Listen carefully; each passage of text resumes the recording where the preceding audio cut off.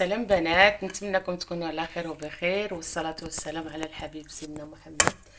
البنات راني غاديه معكم في واحد الدواء تاعي يعني اقتصادي وسهل وديال الضياف الغفله. المهم غندير معكم درت غريبه ديال بالحامض، مذاق الحامض. دابا ان شاء الله غندير لكم حلوه الفرشيط ديال شحال هذه البنات بمذاق الليمون، شي حاجه زوينه.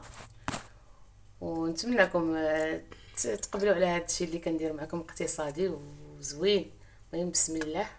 البيض راه عندي مغسول،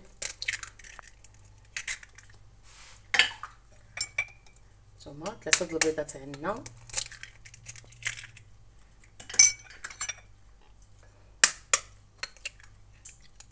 سمحوا لي كنت غنعطيكم المقادير هما الاولى. زربت على البيض، غندير عليهم قريصه ديال الملح البنات، غنزيد عليهم كاس لاروب ديال السكر وغادي نخدمهم. نقطع باش يجيو ساهل. لما نخدم هذا البيض هذا مع السكر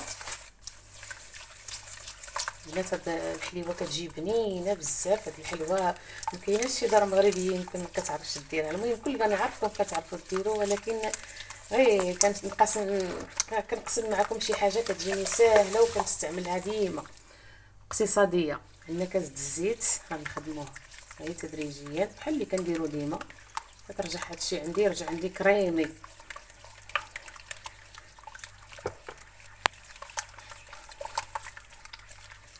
هانتوما البنات شي حاجه زوينه بزاف. هاد الحلوه كتجي لذيذه لذيذه وسهله.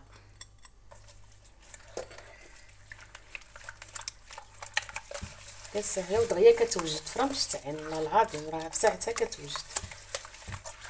اللي بغى يضاعف المقادير يضاعفهم. المهم انا كنعطيكم راه كيعطي هادشي تبارك الله، كيعطي واحد التبصير مهم. غادي نزيد عليهم البنات 2 معالق ديال المايزينا، 2 معالق.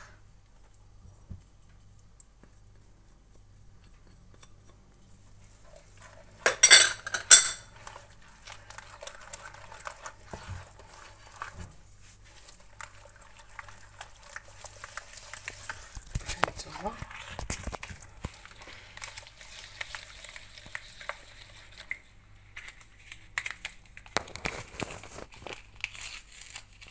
البنات واحد الفاني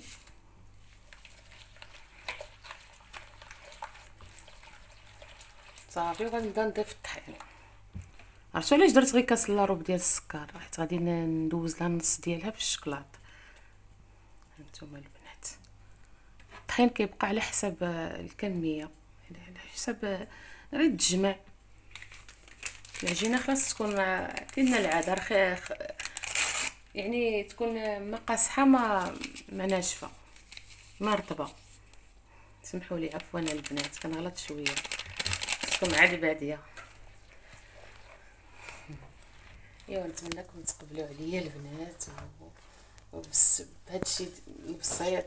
انا دابا غادي نكمل نجمع العجينه وهنا معاكم البنات. هذا هو فاش تجمعت العجينه، هذه هي هات تخليوها رطبه، ماشي تخليوها تقساح ولا صافي. وغادي ان شاء الله غادي نديروا لها هكا صبيعات.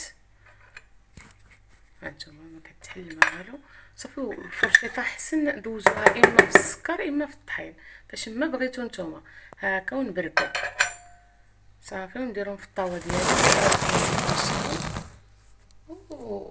وان شاء الله فاش غادي طيب وتخرج غادي ندوزها بشويه الشوكولا. هانتوما معايا البنات. المهم غنعاود معكم وحده هانتوما البنات صبيعات. باش الفرشيطه ما تحبس لكمش ديروا لها هكا، ديروا لها دوزوها اما في السكر اما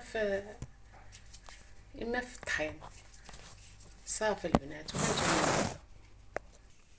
البنات هانتوما بعد ما ساليت يعني درتها في الطاوه كامله وراه عطاتني طاوه تبارك الله البنات. وانا دابا غنديرها في الفران وان شاء الله تزين غادي نزينها ويكون الشكل معكم ان شاء الله.